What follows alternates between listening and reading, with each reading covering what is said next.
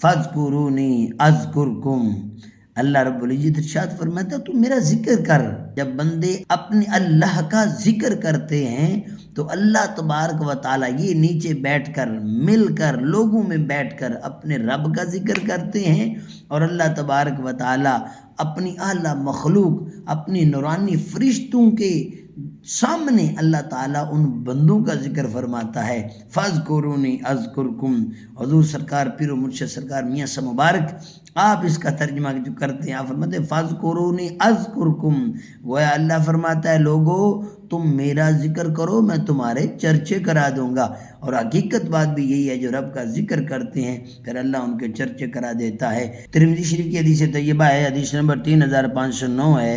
حضرت ابو ہریرہ رضی اللہ تعالیٰ عنہ حدیث پاک کے راوی ہیں، فرماتے ہیں مصطفیٰ جان رحمت صلی اللہ تعالیٰ علیہ وآلہ وسلم نے ارشاد فرمایا کہ لوگو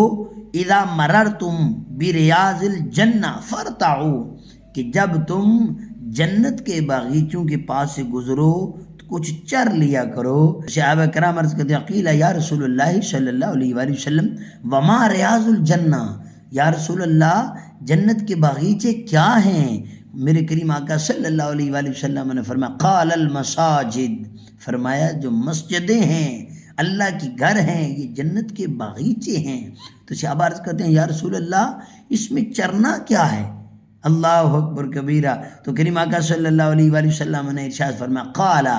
سبحان اللہ والحمد للہ ولا الہ الا اللہ واللہ اکبر، فرمایا یہ اللہ کا ذکر کرنا